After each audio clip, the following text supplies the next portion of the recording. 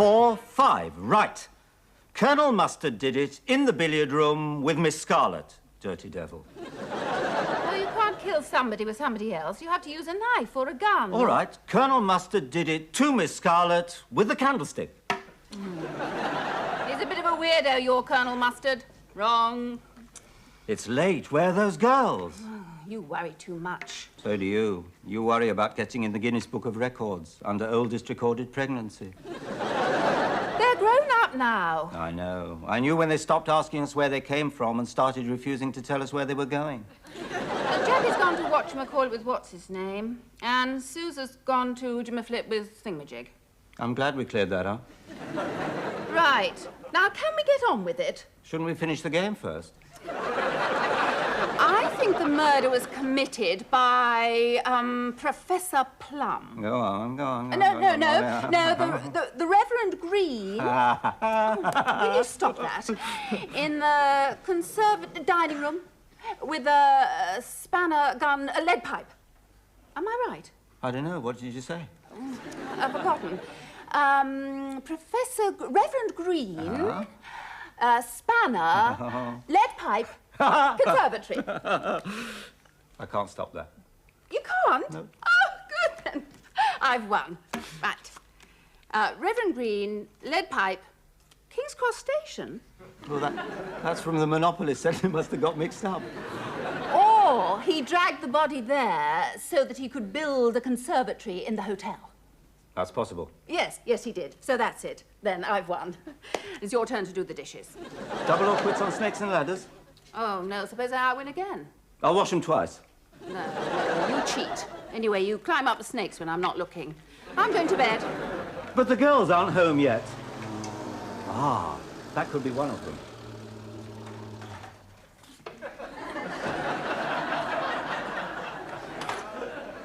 Yes, it's Jackie with her boyfriend, What's his name? That's him. Aha, the goodnight kiss. Oh, I see. What? They waved at me. Anyone ever think I was spying on them? Are you coming to bed? Soon. I've got to ring Duncan's office. Well, there'll be nobody there at this time of night. Exactly.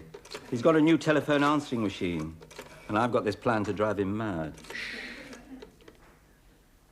This is the desk of Duncan Thomas. His desk is speaking to me. There's nobody in the office at the moment. If you'd like to leave you a name and a short message, speak when you hear the beep. Hello, Duncan. Something rather important has come up.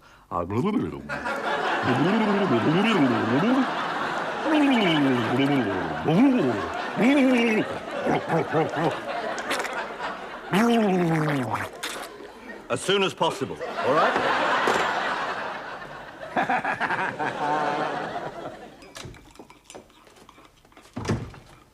Evening. Morning.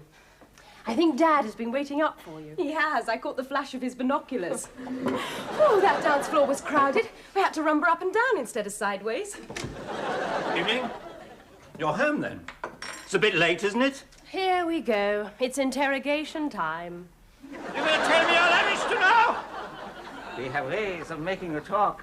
I want names, dates, places, facts. I went dancing with Matthew. Lies! You expect me to believe this? You think we're fools? We're not fools! According to the Geneva Convention... Silence! We are the masters here. Oh, come on, you two. Let's not start a war. I was only asking. I mean, what sort of father would I be if I didn't worry about you? Let you stay out all hours, never questioned you. I'd be great, right? Right. No, you're absolutely right to worry. Thank you. Why? What are you up to? Nothing. We're home. We're safe. You can lock the front door, pull up the drawbridge and release the crocodiles into the moat. And remember, Mum's on her own up there. Anything could happen. A sex-starved burglar could have broken in. Yes. Yes, I'd better go and warn him about her. Good night. Good night. Honestly, he gets worse. He's a father. They worry if they're not worrying enough. I'm nearly 18 and he still keeps telling me the facts of life. Me too. And he's not very good at it. I still don't know if I was born in a beehive or a bird cage. I know. For years I wouldn't go near a gooseberry bush in case I got stuck with a baby. Still, won't have to put up with it much longer. Matthew's just got his own flat, and he's asked me to move in with him. Are you going to? Yes. Ah, there is one little problem. I'll talk to it tomorrow when it's having breakfast. Flaky bran, delicious and crunchy, provides the fibrous element lacking in many of today's breakfast cereals. Flaky bran is made from the outer layer of wheat with a starchy endosperm removed. Ah, young Bran, come in, lad. You've grown up. You're a man, Bran. It's time to have your starchy endosperm removed. Hold him down, lads. Pass the endosperm remover. What? Snip, snip, into the packet with him. Next. I hate it when the morning paper's late. Grandad's favourite sauce. Ideal accompaniment to meat or fish. Ingredients: vinegar, tomatoes, dates, spices, tamarinds, and starchy endosperms. So that's what they do with them. If you put brown sauce on your flaky bran, it's all been a waste of time. Who would do that? Well, there's some very peculiar people about. Yes. Look at Duncan. One of these days, they'll arrest him for impersonating a human being. Morning. Paper's arrived. At last. Threatened steel strike. TUC warns government. The Russian threat... I think I prefer the sauce bottle. Oh, can I have the middle bit? Thank you. I'm thinking of, moving in with my boyfriend. Certainly not. What? What's she going to do? Oh, I don't know, but it can't be anything good, otherwise you wouldn't have mumbled it. Everybody's doing it these days. What? Mumbling? No, moving in with their boyfriend.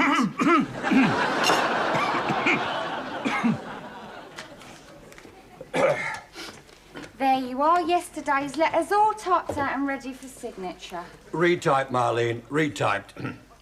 How many words a minute do you type? Big ones or little ones?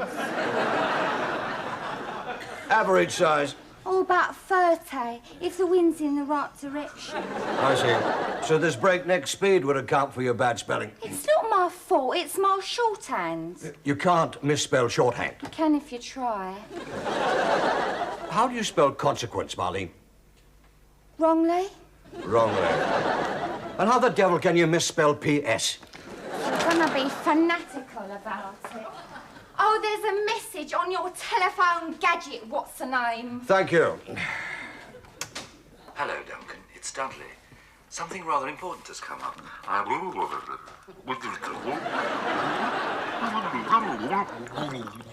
Marlene, have you spilled tea in this thing? No way. No way are you moving in with your boyfriend. What would people think? We won't tell anybody. Dudley. Suppose they had a baby. What happens then? Yes, you'd have to tell the baby. Whose side are you on? Well, I'm just trying to be fair and reasonable. Think things through before we say no. I mean, you're just assuming that they're going to sleep together. This flat probably has 2 bedrooms, hasn't it? Oh, probably, yes. Look, if you put a bee and a flower in the same room, they'll make hay while the sun shines. She is not leaving home and moving in with what's-his-name. No, what's his name is Jackie's boyfriend. Whoever. Matthew. Look, Mum, you always tell me to do what I thought was right and see if it worked. I was talking about your maths homework. And I'm not leaving home. I've already left home. I'm just leaving home again. That doesn't add up. Neither did her maths homework. Susan, you've got to be reasonable about this. You've got to let your father think it over. For how long? 3 years? 4, to be safe. But I'll be 21. Wrinkled past it. Nobody'll want to share a flat with me then. Well, you'll find some wizened 20-year-old who likes older women. You're not taking me seriously. The ultimate crime. I see. We'll continue this conversation next week, over the telephone. Why the telephone? Because I'll have moved out and I'll be sharing Matthew's flat. Well, she is over 16. So am I, and I don't want to leave home. Well, there doesn't seem to be anything wrong with the machine. But you heard it. Something very important and then booble, booble, booble, booble, booble, booble. It's baffling, that. And the last time he phoned, there was a whistling noise halfway through. Like that. The person who phoned, perhaps there's something wrong there. Oh, there is, believe me. Round the twist. Well, maybe his phone is peculiar. As well as, you mean? Yes, it is possible. Coffee. Oh. Do you take it sweet? Oh, I take it any way I can get it. How long has she known this Matthew? About 2 months. And she wants to move in with him. It was 6 months before you let me hold your hand. Well, I'm shy. You know how it is. What? Is there anything wrong with your telephone? Apart from the fact that you're on it, no, why? My answering machine is acting funny. I'm only getting half your messages. Oh, dear. Oh, what did you say on it last time? Oh, I just told your desk that I'd finished the page and I'd be bringing it in tomorrow-ish. Did it sound all right from your end? Perfect. Except that, well, whoever you got to record your message sounded a little bit butch. Butch? She was trying to deepen her voice, so she sounded masculine. That was me. Really? I'd never have... Hello, Duncan. It's like shooting fish in a barrel. Now, what are we going to do about Susan? I don't know. If only she was more like her sister. Jackie's never given us a moment's trouble. She's well-balanced, level-headed. Takes after me. This is Clive. He'll be moving in with me as soon as Susan moves out.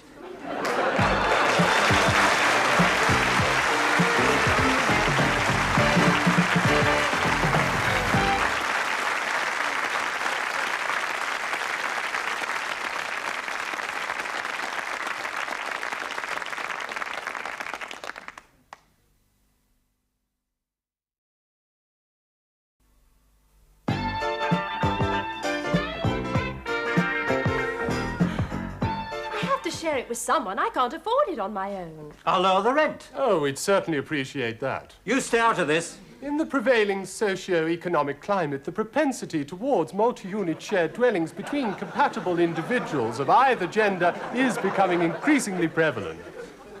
You can't argue with that. That's easy for him to say. I don't think it was, actually. But this is my house. Well, not all of it. You rent downstairs to me and Susan. Exactly. Not to you and Thingamajig. No, Thingamajig is Susan's boyfriend. Whoever. Clive. I mean, how do I know he's not an axe murderer? I can categorically refute that. You're hardly likely to admit it. Good morning, I'm an axe murderer. Can I move in downstairs? What exactly are your intentions towards my daughter? Apart from axing me to death. Well, given the undoubted compatibility of... In English? Honourable. Definitely honourable. Well, perhaps a little bit dishonourable, given half a chance. Well, at least he's honest. Where do you live now? With my grandparents. And what about your parents? Oh, they live with my grandparents as well. It's a little crowded. Look, he doesn't need this third degree. You should be making him feel at home. If he wants to feel at home, he should stay there. Just think about it, that's all.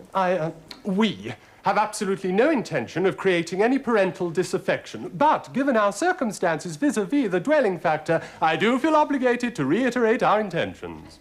Right. Does that mean he's moving in anyway? There you are. Cast your beadies over that. You want spelling? I'll give you spelling. Thank you. Capital letters, full stops, a semicolon. They're all in there. Yes. Even the spelling on the carbon copies is right. Yes, I'm trying to read them, Marlene. There's an hour's retyping in there. I fell way behind with my knitting. Excuse me, I've stripped this down and I've oiled all the working parts. Oh, lucky machine.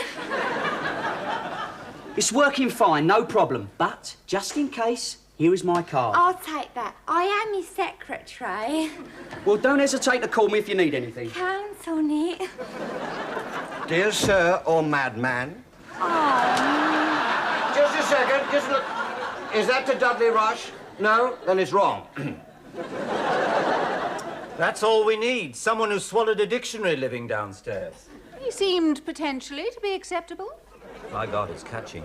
Well, he's a pleasant enough young man. And they all flat share these days, boys and girls and that. And that. The way I see it, we've got two choices.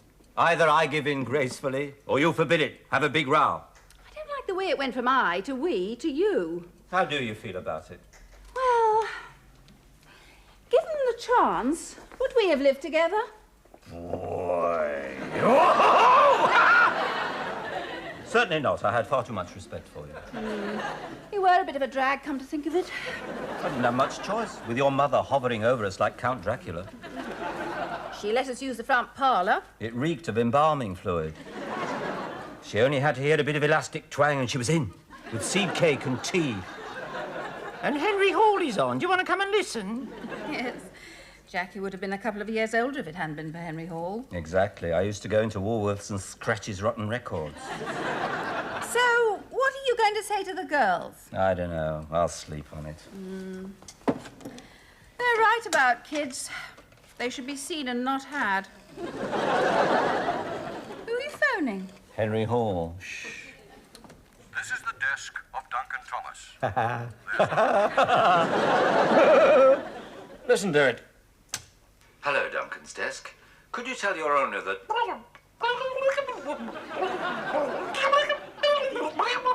You see? I'll strip it down again, eh? Hey, Arnold. 'Tis Arnold, isn't it? Yes, thank you. My pleasure, Arnold. Where's mine? He's got it. It's getting I can't rely on that stupid thing. Oh, I don't know. She seems pleasant enough to me. Not that stupid thing, that one. Oh, yeah. Tell me something. Is it the same caller? Yes, it is the same caller. Yes, it is. It's the same caller. Every time, it's the same caller. Morning, Duncan. Morning, desk.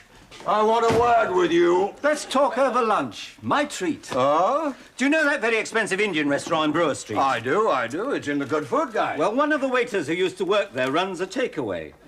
Also very good, very cheap. I should have known. A chicken curry, very tasty.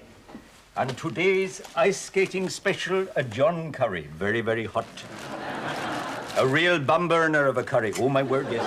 Have you been playing silly beggars with my machine? Would I do that, Duncan? Sit down, let's eat. I've got my own problems. Oh, yes. You know how it is with kids. Oh, no, you don't, do you? Bachelor gay. I could have had kids if I'd wanted them. Quite. Well, your wife could. I haven't got one of those either, of course. No. Get to the point. Oh, hey, this is nice. This is not bad. It's very tasty. He uses all the best meat. No rubbish. That's pedigree doggy chunks you've got there. It's Susan. She wants to move out. Share a flat with a fella.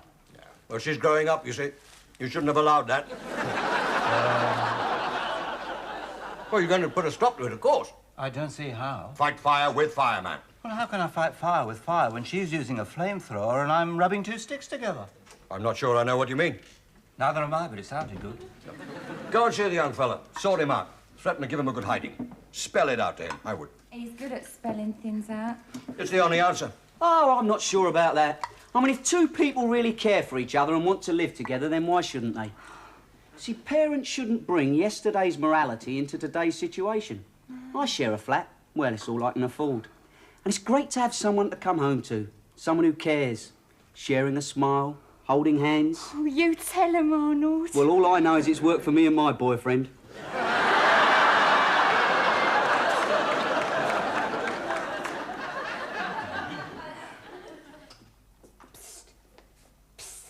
I am not. I've only had one glass of wine. Don't go in the living room. You're not entertaining the milkman again. Oh, Susan and Matthew are in there, waiting for you. And Matthew's father is in there, too. My God. Well, not quite. What do you mean, not quite? I see what you mean. Good afternoon. Good afternoon. This is my husband, I'm afraid. Yes, yes, indeed. Please take a pew, a seat. I'm Matthew's father. Yes, I didn't realize that you chaps were allowed to, you know, bear fruit. I'm Church of England. Ah, that explains it. Anything goes, eh? Wait! You're not a church-going family. Oh, we pop in from time to time. Jumble sales, that sort of thing. And we watch stars on Sunday. No, we're not. Let me come straight to the point. I cannot allow your daughter to move in with my son. You can't? Oh, that's Why not? What's wrong with my daughter? Nothing. I'm sure she's a delightful child. But we are talking about church property. How long have you been church property? Not me, the flat. Precisely. Now, what do you think my bishop would say to mixed flat sharing? God knows. Of course he does. And so do I. Angel cake? No, I don't think... Oh, yes. He'd disapprove. Frankly, he'd have my guts for gaiters. Well, that's it then. Sorry, Susan. Naturally, if they were married, it would be a different matter. What do you think? No, not really. Same here. Is that far away from being a mother-in-law? Oh, sorry. I didn't know you had people here. Oh, it's not people. It's a vicar. Come in. Your father's got something to say. I'm afraid that, Clive? Clive can't move in because, Susan? Susan, I know that, isn't moving out. Pity, really, but there you go. Oh, dear. And I've already intimated to my parents that I'd be moving. Oh, no problem. This young man here... Matthew. Matthew, yes. Oh, I was looking for a flatmate. Matthew, Clive. Well, how do you do? Do you want to come and look at the place, then? Well, yes. I'll see you later. Well, you get your own room, use of the bog and that. Do you play guitar? Classically speaking, yes. Oh, knockout. You see, I learnt it a few years ago when we were doing that. It's a bit like marrying people off, really. Hardly. I assume your bishop won't mind two fellows sharing the same flat. No, I don't think so. Listen to me. Matthew! Matthew! Never mind. I was all for it, you know. I don't know why the girls got so mad at me. Oh, forget it.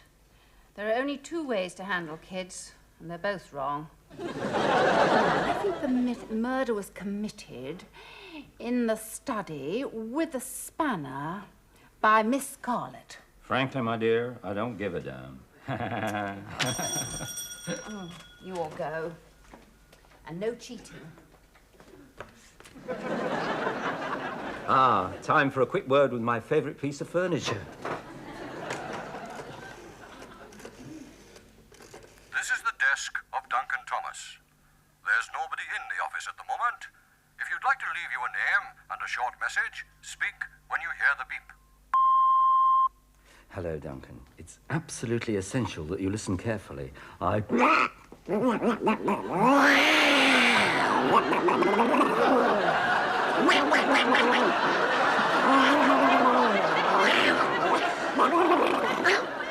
Immediately. I leave it with you, Duncan. Bye. That ought to... So it was you. I had that machine stripped down twice for nothing. Will I get up? Come here, you little squirt.